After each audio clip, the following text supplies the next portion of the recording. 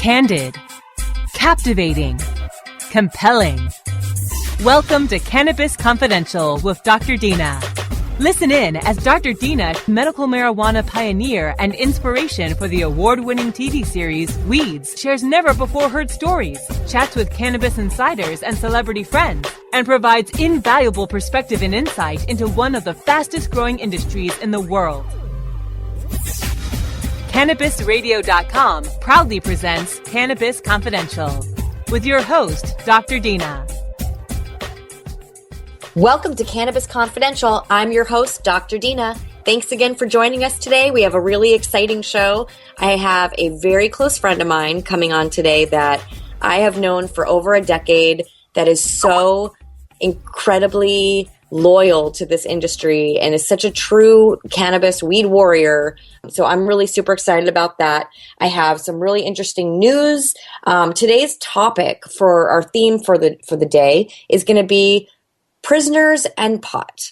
And as you know, that's something that's very, very close to my heart is cannabis. And of course, as we all know, anyone that's involved in the cannabis industry knows that the odds are against you and that there are a lot of bad laws written out there. And we all have the opportunity to be in handcuffs or be in a courtroom and know that our lives are going to be, at balance, at risk for the rest of our lives. We just don't know.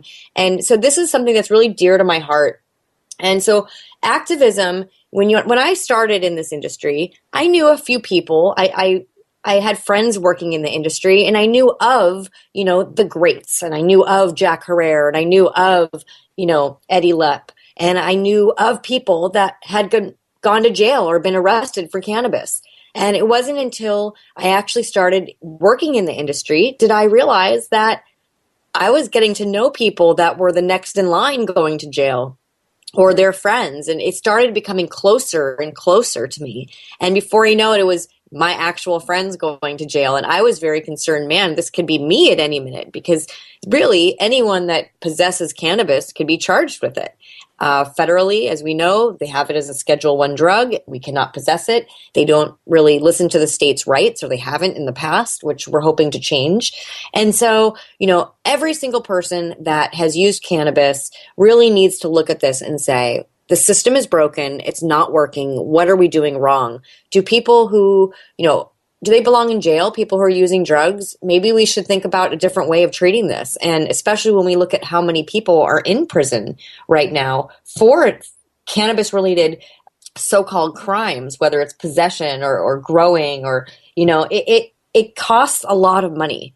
And our government is throwing out billions of dollars a year to pay to keep people who are nonviolent, offenders, victimless crimes they've committed, and keep them in jail and keep them away from their families. And, whether you're for legalization or not, you're paying for marijuana to be illegal.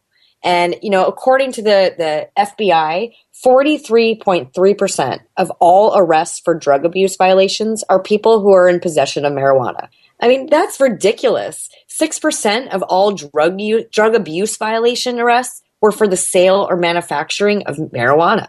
In other words, we're talking about 50% of all drug-related arrests are connected with marijuana. There's something wrong here. We know that cannabis is not a horrible thing. We're not talking about alcohol.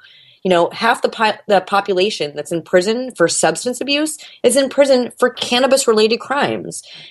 Funny enough, there was a time when it was illegal for farmers to not grow hemp, right? Marijuana's industrial cousin, essentially, THC cousin, is hemp. And we were all forced to grow it for their fiber, for ropes, for oil, for paper, nutritional hemp seeds, so many different other things. But, in 1619, the colony in Virginia, Jamestown, actually passed a law that required farmers to grow Indian hemp seed, along with various other must-grow, laws spanning for the next 2 centuries to follow. But when did this go so wrong? When did a renewable resource or substance that has such a wide variety of uses suddenly become so taboo for American citizens? How does this history have been basically erased from textbooks in museums. The government decided to do a tax and regulate in 1937, and it passed the Marijuana Tax Act. And this bill forced any individual who dealt in the sale or transportation of cannabis in any capacity to pay a tax of $1, right? And this today would be like, what, $20? I mean, in today's economy. But, the real kicker is that if an individual or a party, they didn't pay the tax, they'd be subject to 5 years in prison or a fine of, back then I believe was $2,000, which now would probably be $50,000. It just seems that the government's really flip-flopped its stance on hemp and cannabis. And after it repealed alcohol prohibition, it really changed. And so, when you look at the history, you look at what's going on, you realize, when you're doing the math on how many individuals are currently incarcerated for drug abuse violations, and that's 50% of people, you're talking about 12 million people. And don't you think we should be putting these 12 million people in a better place? There's a perfect example. There's a gentleman who's been in jail for, gosh, at this point, it's probably more than half his life. And he's 80 years old. He was convicted of working on a boat smuggling cannabis. And, the guy's 80 years old. He's got a bunch of kids. He never had the opportunity to raise them and have a family. And it's just so sad when I look at this and go, his name is Antonio Bascaro, I believe. And he is the longest serving pot prisoner in the U.S. And unfortunately, he was convicted before another bill was passed, basically letting people who are of age or older that have served more than half their sentence to get out free. He was not eligible for this. So right now, we're just praying that he gets pardoned. And there's another guy named Jeff Mizanski. He's currently serving life sentence, no possibility of parole, for a 3-strike conviction over the possession of marijuana. And so, shout out to all the lawyers and the families out there who are fighting tirelessly to help these people. You're not alone. We're here for you. And today I have my friend Stephanie, who back in Stephanie, come and join us on the show today. Stephanie Landa. Hello. Hi, yes, Stephanie. I am. Hi. Okay, how are you Let's talk today? about your story. Oh, I'm so happy to have you on. Thank you. Thank you for letting me share, because I really appreciate people knowing that people are still going to jail and in jail for pot. It's, a lot of people don't know that. And a lot of people don't know about jury nullification, where any jury member could set everybody free for pot. If you go to trial, one person on that jury can say not guilty, and then you go free. So the pot laws are horrible. They've always been horrible. To tell you the truth, in 1966, I thought it was going to be legal any second. And here we are, 50 years later, and we're still fighting the same fight. And I know the medical thing is really great, and I'm really glad, because I had cancer and I have to take hemp oil right now. So if it wasn't available, I'd be really upset. But since it became medical in California in 1996, all my friends have been going to jail. Like before that, we were underground and sneaking around, and we wouldn't tell anyone. Certainly, we wouldn't just tell a stranger. Now, it's come a long way since then, but people are going to jail. People are still going to jail. And, that's that's exactly why I wanted to have you on today, is because not only have you made an effort to do things right, but how it backfired in your face and everything that's happened to you after the fact. So Stephanie actually was from LA. She moved up to San Francisco in 2002, I believe, Steph. Correct me if I'm wrong. Yeah, 2002, because we were invited. Chief of police by the captain of the narcotics squad, the district attorney. Terrence Hallinan. I know Terrence. That's right. And they all invited us and gave it to us in writing. Absolutely. So we thought we were fine. We were going to go up there and everything was going to be fine. And we had this piece of paper, lots of pieces of paper. And so we were up there 3 months before the San Francisco police came into our place. You moved up to San Francisco in 2002? Right. We moved up to San Francisco in 2002. we went to a meeting first and got invited by the district attorney, Helen Ann, and the chief of police and the captain of the narcotics squad. And they gave it to us in writing. No plant limit, just stay in San Francisco. Don't vend out of San Francisco. So we thought, okay, fine. And they said they would not cooperate with the federal government, so that they were a sanctuary. So us stupid idiots moved up there. I want everyone to know that pot is illegal and these things can happen. So we moved up there. They came in and raided us after 3 months. We were in the Flower District, 2 blocks from the police station, because they told us they would protect us. So they came in, raided us, completely destroyed the entire grow, and then they left, and they didn't arrest any of us.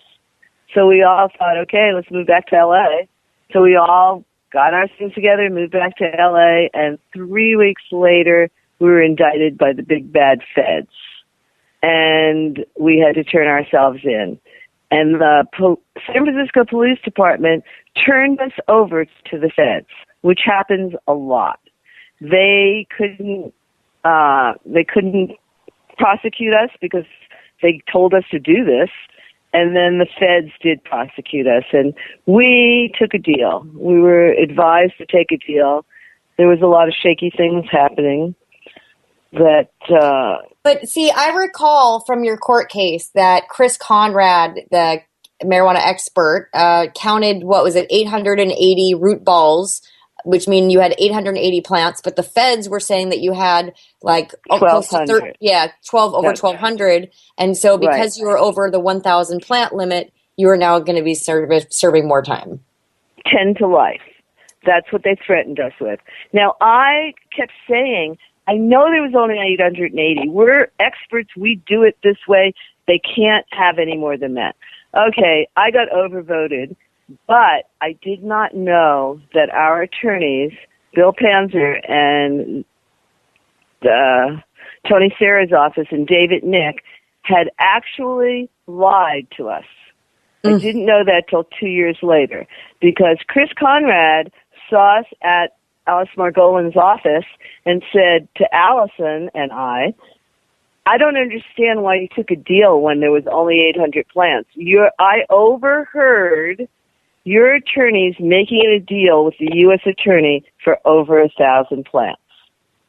Right. So there's obviously, there's internal collusion. Drama going on. And yes, exactly. And there's until we change these laws, this is what we're dealing with is a lot of shadiness. And you really are helpless once you're in the system. And so we're actually going to go run to break real fast. When we come back, we're going to talk to Stephanie Landa, my weed warrior of the week, find out more information from wonderful Steph, the grow master herself. Cannabis Confidential with Dr. Dina will continue after a word from our most confident sponsors. Your connection to quality cannabis insurance services is spelled Kaercher.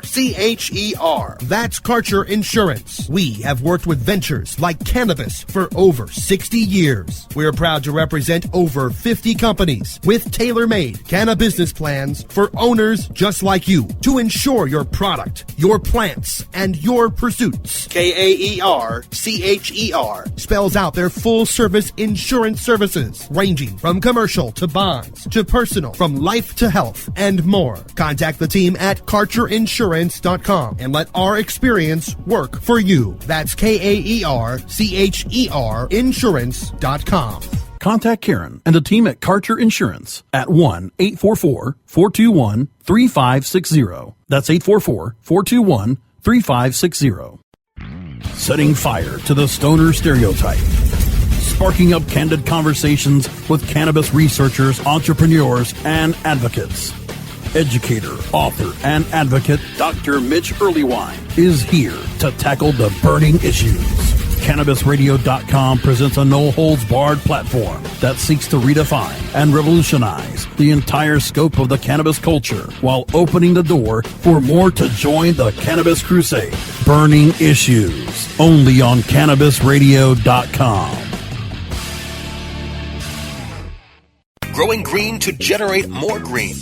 Welcome to The Grow Show with Kyle Cushman. Each week we plant the conversational seeds about cultivation and the changing climate of cannabis culture. We'll peel back the layers of benefits of the world's most versatile plant, from food to fuel, from remedy to